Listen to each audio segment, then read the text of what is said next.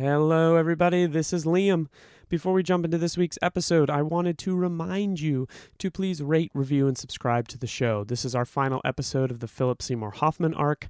We're so excited and kind of proud that we got through these films. It was quite an experience. And next, we're going to be embarking on Batman, the Caped Crusader. So please make sure that you're subscribed and tell your Batman-loving friends that two kind of nerdy, pretentious dudes are going to do a season on Batman, and we're both big Batman fans, I think, so it won't be a hate festival. Please subscribe and let everyone you know about the show. Thanks so much. Enjoy. I'm Liam Billingham. I'm George Friopoulos. And this is a Oeuvre most wanted episode of Oeuvre Busters. Busters. Wow! That's, by the way, what the description very.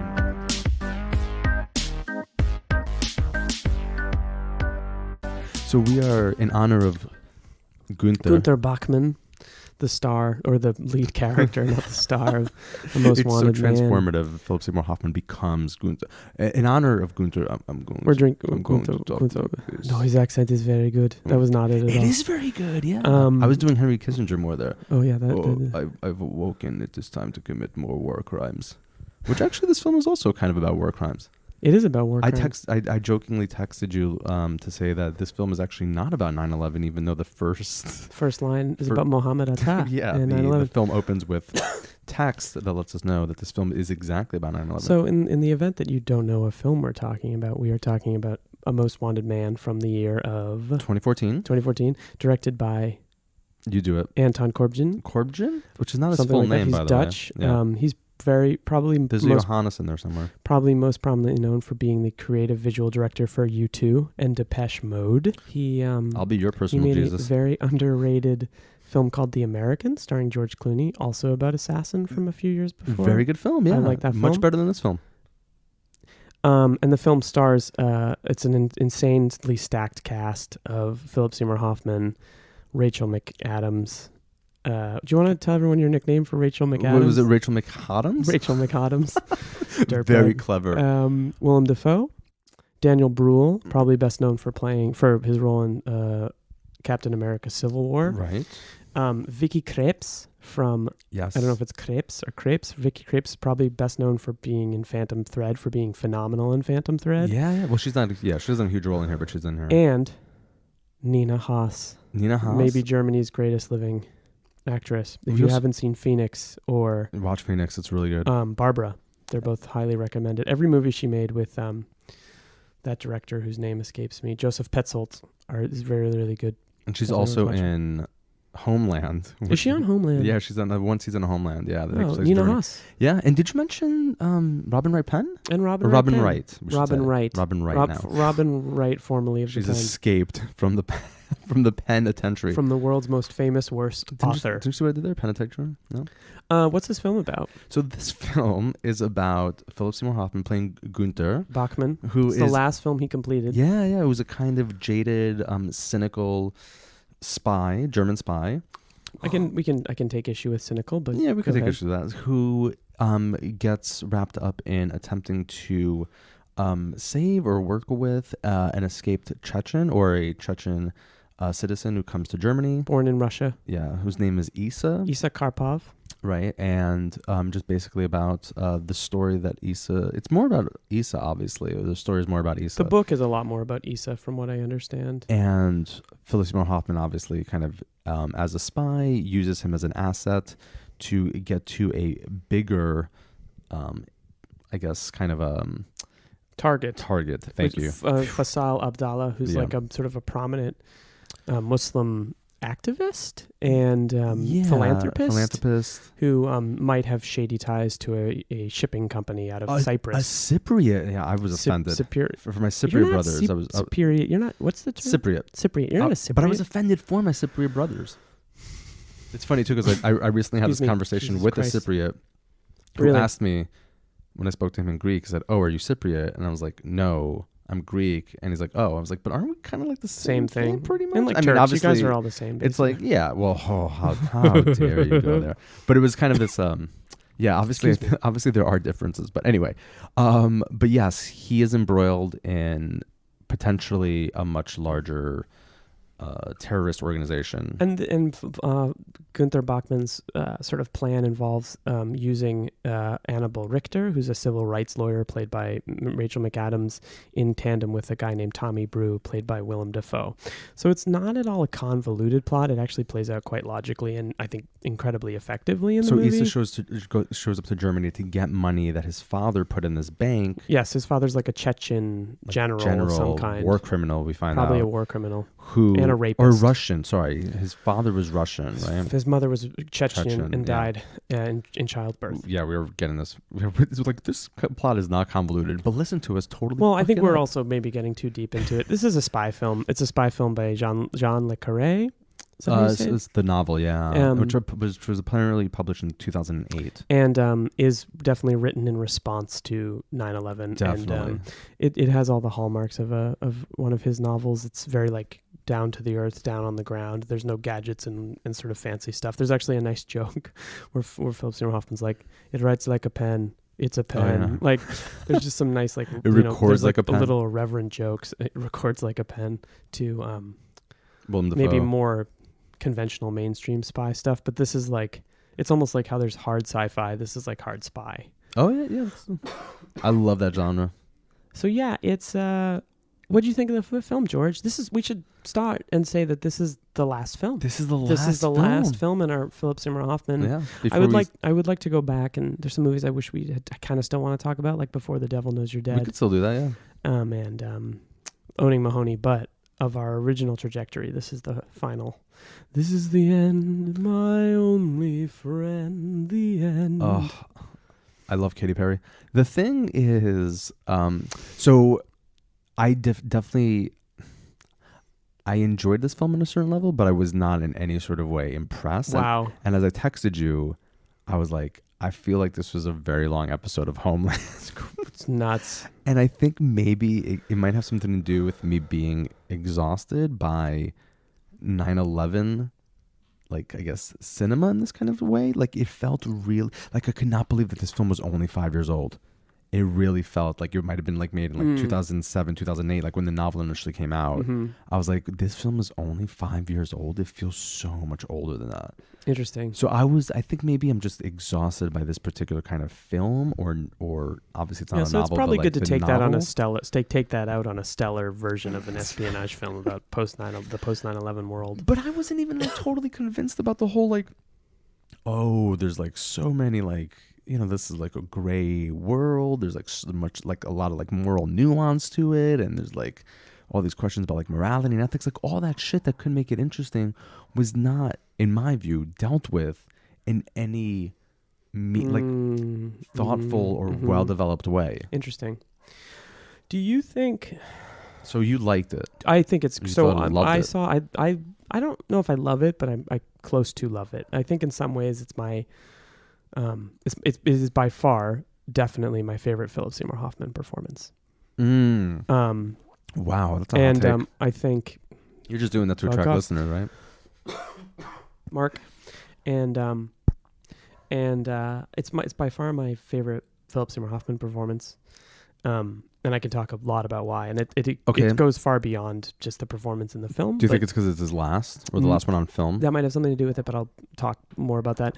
And I also think that it's not necessarily an espionage film as much as it is, shut the fuck up, dog, a great character study, like a phenomenal character study. And all of the moral nuance and grayness is explored in the characters, which is like, you know, what would you say are like the 9/11 films?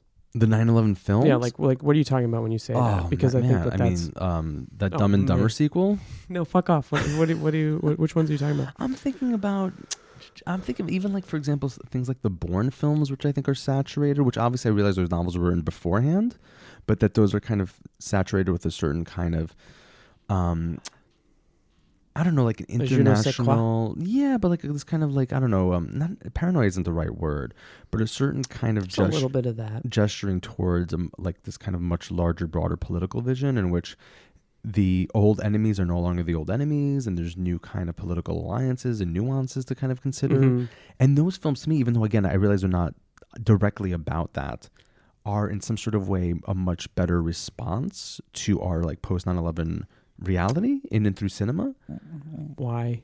Well, I think they're just better done. And I think, like, for example, I think this film, by grounding itself in 9/11 in the way it does, because it doesn't fucking take into any sort of politically nuanced approach about what that event was like about, it just kind of like, I don't know, it's like trying to just kind of like hammer really certain kind of specific point of view. I don't think it does that at all. The thing that pisses me off about this film, that pissed me off also about Charlie Wilson's War, is that it suggests that there's a good way to do espionage. I think this movie argues there's any right way to do espionage. I think it sets up opposing forces of how espionage is done, and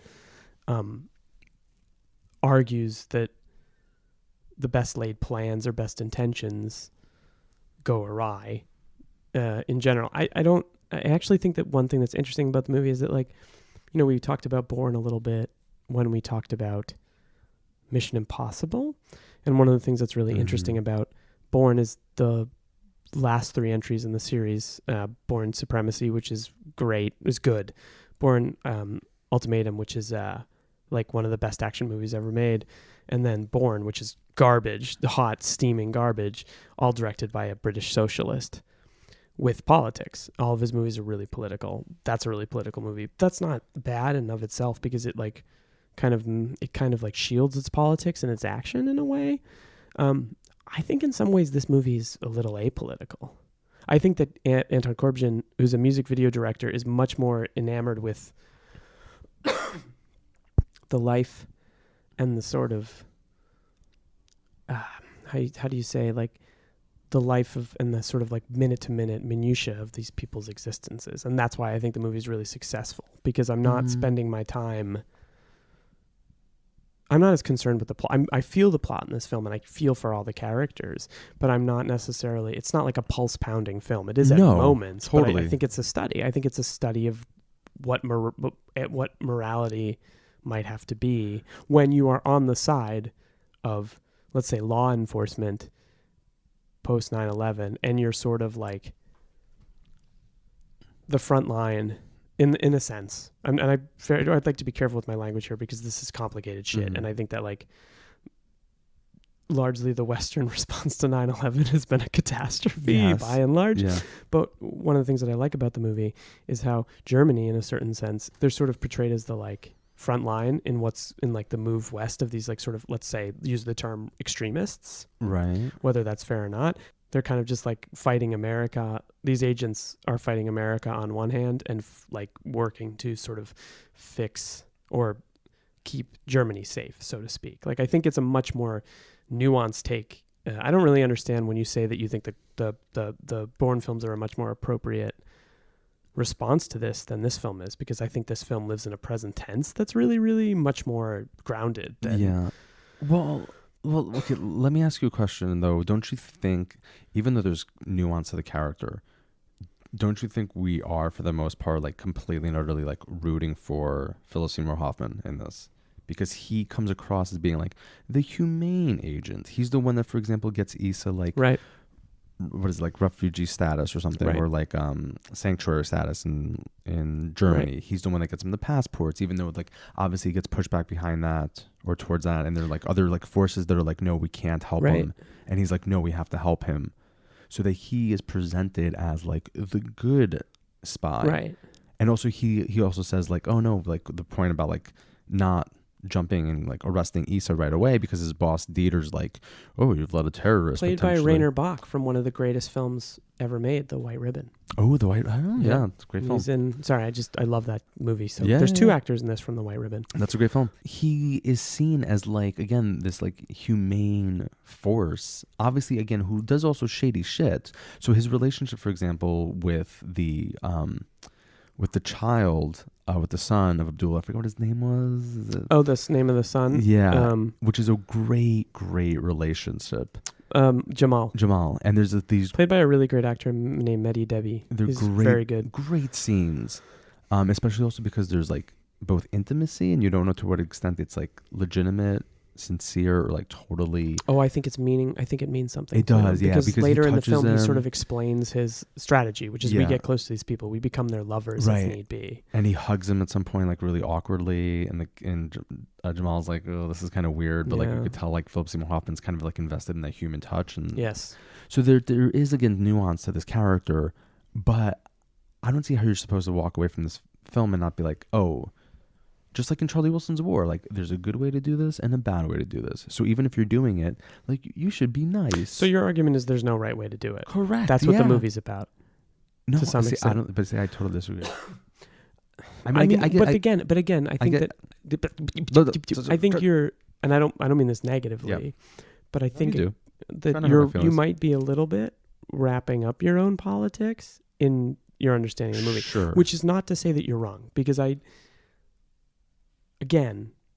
trying to look at, I'm looking at the movie through, I think, a different lens, which is the lens of like, this is a character study. And that doesn't mean like the politics of the film are divorced from what it's about or any of those things. Not at all. But it's just interesting. It's one of the things that's most interesting to the movie to me is that you're right. I think that we're meant to root for this guy. He's the protagonist. He sort of has this quality of being like wanting to do right by these people.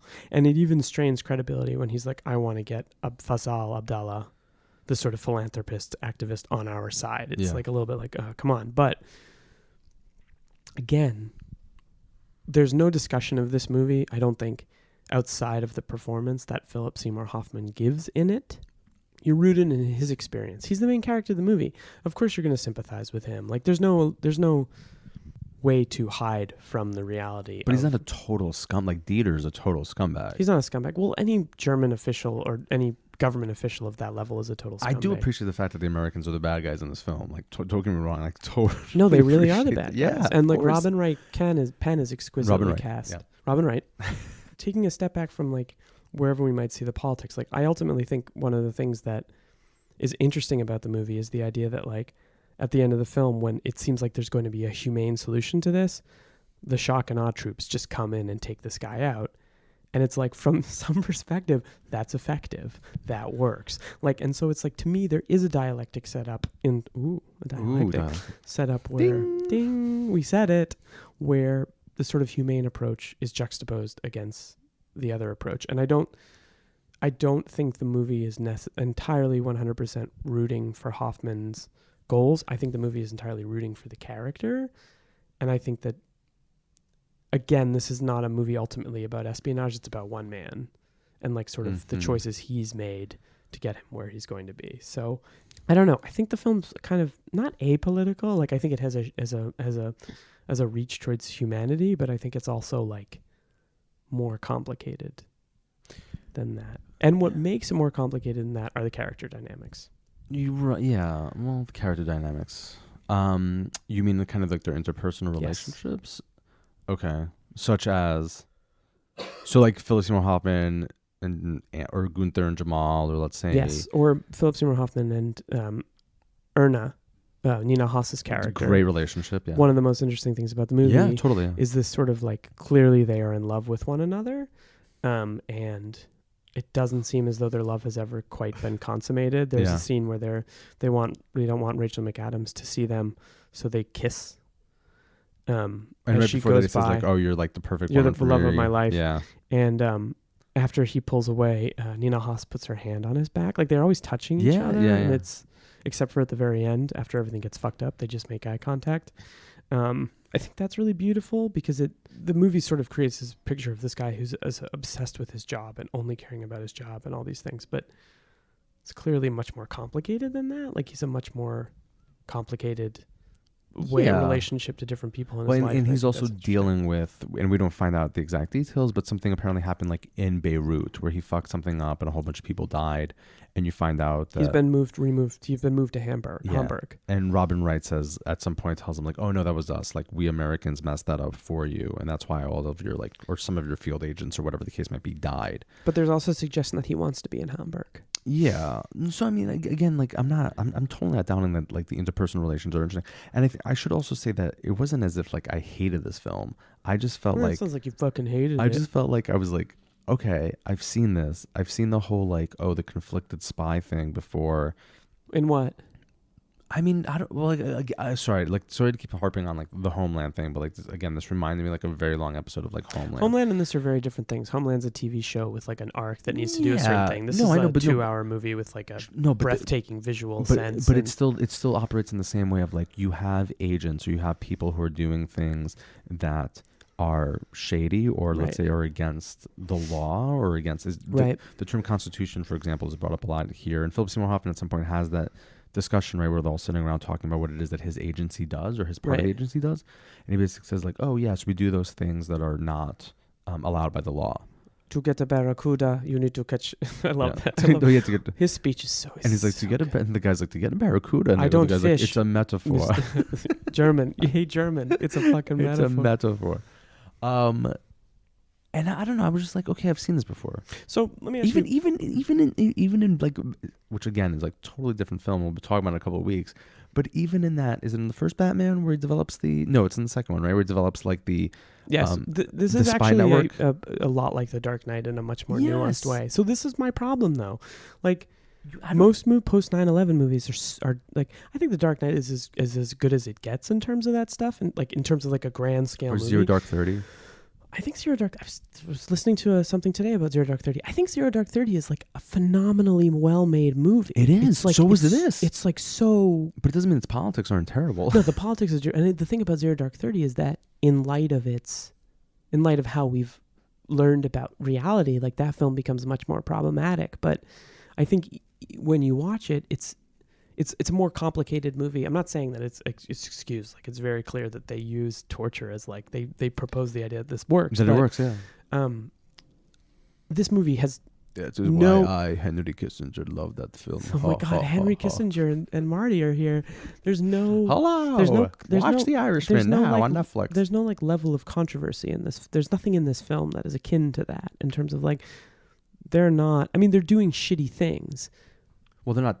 But they're not torturing anyone. The closest they get to torturing anyone is like slamming her down on the slamming Rachel McAdams down when she gets grabbed by him. And they abduct her. Right. And to get information. Yeah. And she's like, am I like being held? Like, can I go? And he's like, go. I think that, I wonder if like maybe part of this is like, That's a good accent. Would do it again?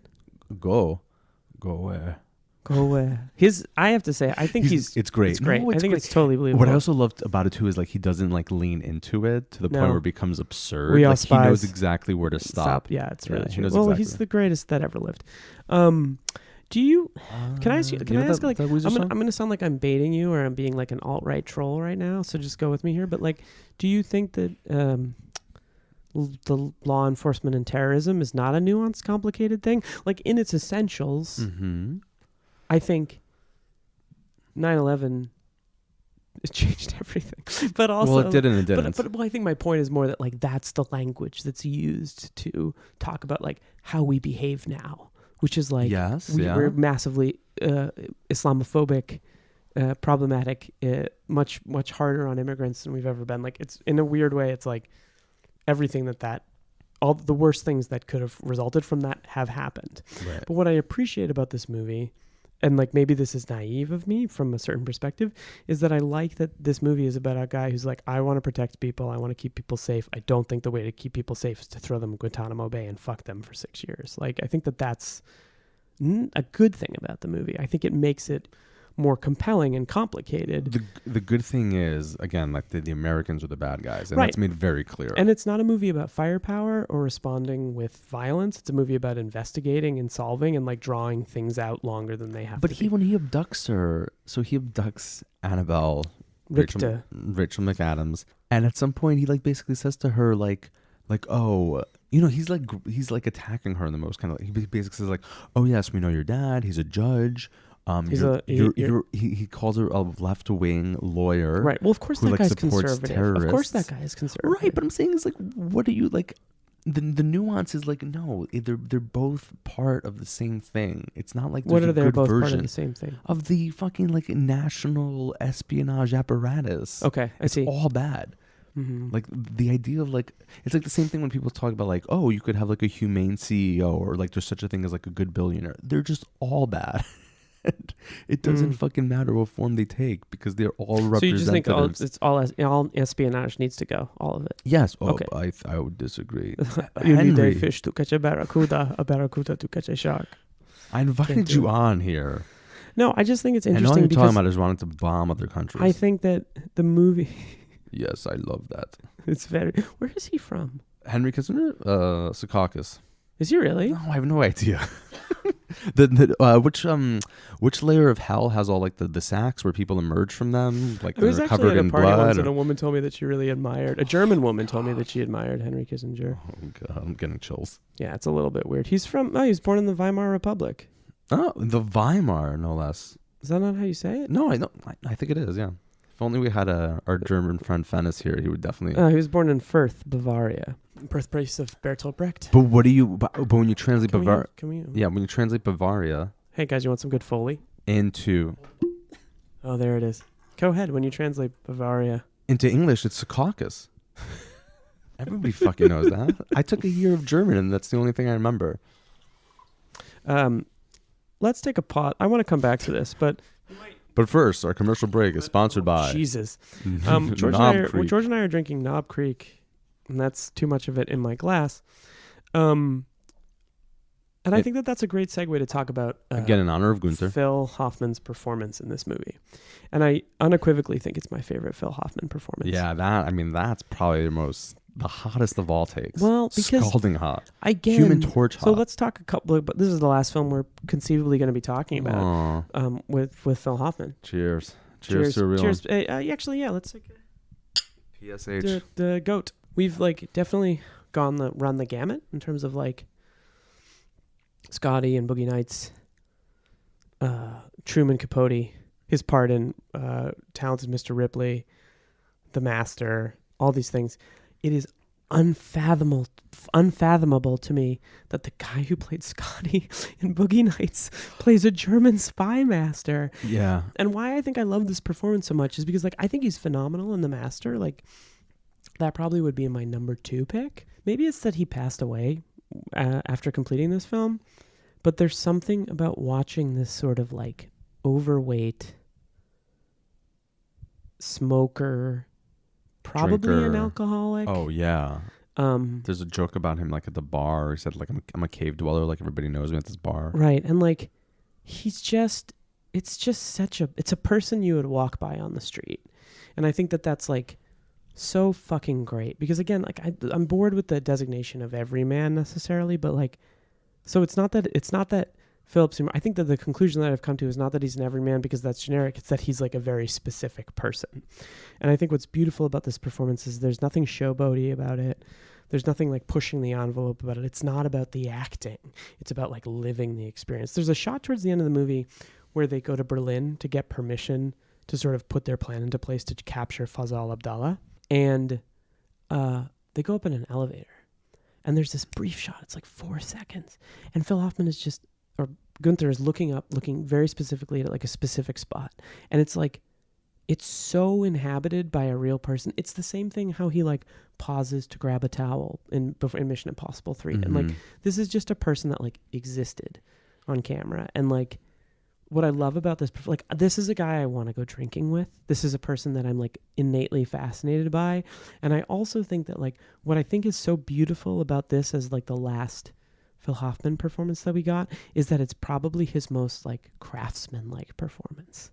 Like, this is a person who excels at their craft, taking a part he probably thought was cool because no one's going to hire that guy to play a spy in any conventional setting, in any sort of normal movie. Going like, this is my chance. And like, he doesn't get in the way of it. It's so rooted in like a real person's reality. And like, I don't know. I find it like incredibly moving to watch him in this film. I will say while watching it, I kept thinking a lot about like our discussion, like the binary they've developed about like Big Phil, Little Phil. Right. And how this character, and obviously a lot of them kind of deconstruct that binary. But this character in particular inhabits both of those worlds beautifully. So he's obviously this kind of alpha male spy because he could literally like get people. He has this incredible power, which he could literally like abduct people off the street and manipulate them, have them do terrible things. But yes, that there's also something so fucking pathetic about him. Yes. And so sad about him. Like that one scene where he plays like those kind of notes on the piano. It's beautiful. Right before the final plan unfolds is a really kind of sad, lonely moment. Right. And you could like imagine this guy in this like the shitty apartment who's surrounded by I really don't imagine that German spies make a lot of money when they, you know what I mean? Like there's just like a real. It's funny because I saw that apartment. I was like, huh, like would he actually be living in that kind of apartment? I was like, yeah, I think that's. No, I think that's. It feels like, yeah. Or in the sense like even if he had money, he wouldn't like know what to do with it or what he would spend it on. Yeah. And he has this piano and he like just plays a little bit and he's in this like white undershirt. Right. And there's a sadness. He's smoking and there's a glass of whiskey. And there's a sadness to that scene and I'm like, yes. He's totally a true believer too. The character is a true believer, which I think is really interesting. And like he thinks he's doing the right kind of work. But I mean I would put the Master, his performance in the Master above this. I'd put the Capote above this. I would even maybe put the performance in Doubt above this. But this they're a lot more showboaty. Yeah. Well, this is again really restrained. But that's when he's I think the best, most interesting. Yeah. Except at the end when he like obviously the plan goes to shit and he gets really emotional. Yeah. But it's amazing. It's so amazing. Good. Yeah. I think also the interplay, like he's kind of a father figure to some of the other characters in the sense that like they do things right and he's like good. Like he's very caring about the people in his life, I think is true. I think he cares about like, I mean, he's clearly in love with Nina Haas. One of the things I love about the movie is there's like very early on, she's like sitting at her desk and she's like, oh, I got another wedding invitation. Yeah, I love that line. He's like, he says something like, another woman goes to the wall and he goes, what's the wall? And she says, the husband or something like that. Yeah, or he says, yeah. And like it's just clear their relationship is established. Like these are not people that are ever going to make time for a personal life. Sorry, she says, oh, it's sad to see another woman going to the wall, and he says, well, what about the guy? And she says, well, he's the wall. Right, that's what it is. And he's drinking like scotch or something like that in that scene, and like you just know who these people are, and like he loves her. Like I like how he sort of lights up when they have like an interaction and. Yeah, it's just a really, I mean, it's not the obvious choice, but it's like, again, I saw this film the day it opened, and I was pretty broken up about him passing away. And sort of like sit in that movie theater when he, at the end of the film, drives and gets out of the car. I love that shot, yeah. Which I don't know where he's going. I do love I think he's going to like HQ to lose his fucking mind and like maybe blow some people away. Like I sort of wonder where he's going to go, but like literally blow them away? I don't know what he's going to do, but like he could be. I also thought maybe he's going to go commit suicide. Like I don't know what this guy is going to do at the end of the movie. And it's like it's obvious, but it's also such a sadly perfect ending for a guy that like he just disappeared. And I know that's reductive to what happened to him in real life, but like it's almost the entrance audience is deserved of him, seriously. Which is like, I'm gonna own this movie, the screen, for 2 hours and then I'm gonna disappear. Yeah, I just wouldn't also I was just laughing because I imagine him being like, he's driving away, he's sad, and then he's like, oh wait, I forgot that I have tickets to go see David Hasselhoff perform tonight. So the world isn't that bad, because they love him over there. Great. But I don't know. I find it beautiful. I love the scene when he gets off the helicopter and he pulls his pants up, like, because he's overweight and like his guts hanging out over his. I totally missed that detail. It's just a.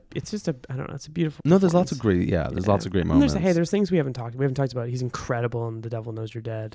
Yeah, I also fucking love the scene where he totally like Willem Defoe meets with Rachel McAdams, and then Gunther meets with Tommy. And he basically says something like, he's like, what, you think she's going to sleep with you? She's like, even with all, I think he calls it black money. So like, even with all your black money, like she won't sleep with you. You're way too old for her. Like, so am I. Like, she won't sleep with guys like this. And like the way he like just quickly manipulates him to get him to do what he wants him to do is like so fucking good. I hate to say it, but I think this is a weak Willem Defoe performance. I don't buy him as a German at all.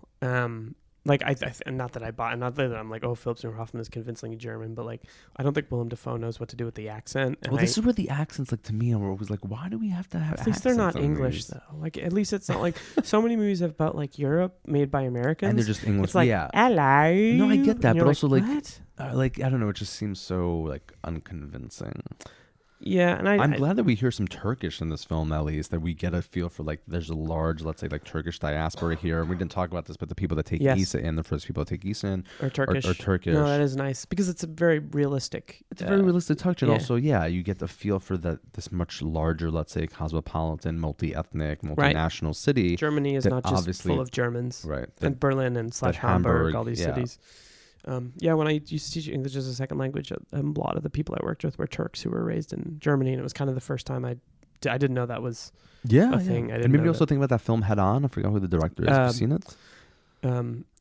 Yes, it's I know the director, which is also very much Fatih Aka or something like that. Yes, about Turks living in Germany. Yes, I haven't seen it. Is that with? It's a good film. Is that with the woman the German from Game actress? of Thrones? Oh, Carice Van Houten. No, the Turkish actress who was in Game of Thrones.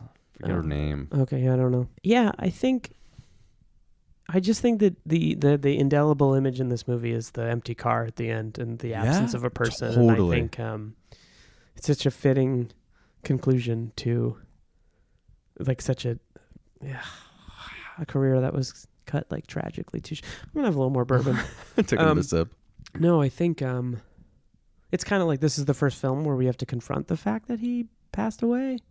In the sense that like I think he passed away in like February or March, and the film came out in June, maybe. Okay. So it was soon after. I think it's a great movie. I think you're being really hard on it. I guess if I have an opinion, it's that what I'm drawn to. But shut the fuck up. Sorry. I'm drawn to about the movie is that it doesn't. Personally, I'm not like pro law enforcement in any way. You better be. But oh my God, Henry, no one invited you. But I am really drawn to a movie that explores like the complexities of those things because A, it's interesting, and B, like it presents me with a worldview that I don't hold. I like your sympathetic reading of it, though. I like the fact that it can also, which I totally get, can also be read as, let's say, the trouble in having faith in these kind of institutions. Right. So that the film ends, again, with Philip. I mean, obviously it doesn't end with him having this, like, conversion moment of him being like, oh, my God, I was wrong all the time, which thankfully it doesn't. Right. But I do also like your reading of it that, like, no, it gets us to a place where it seems to suggest, like, none of the options are good options, which is what I'm trying to say. Right. I just maybe like it's my also limitations or reductive reading in it and wanting it to be a bit more didactic in that sense. And that could be my fault. I think also, it's not your fault. I think it's just that you have a very specific... I'm just trying to be humble. I know I'm not wrong. I think you have a very specific... I think that when you and I have butted heads in the past about this stuff, it's because like... I don't know. I think that you have a specific read of things politically that like I'm 99% in line with, but I also think that like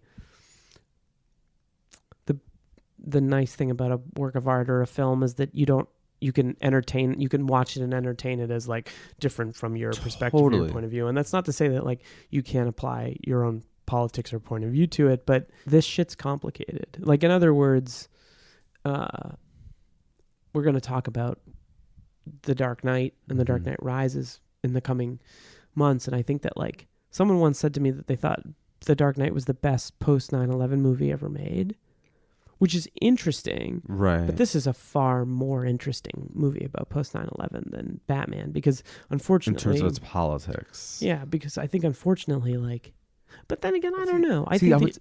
Sorry, to kind of come back on what you were saying, I think that's a better movie. Like The Dark Knight's a better movie, but its politics are far more, in my eyes, reactionary than this is.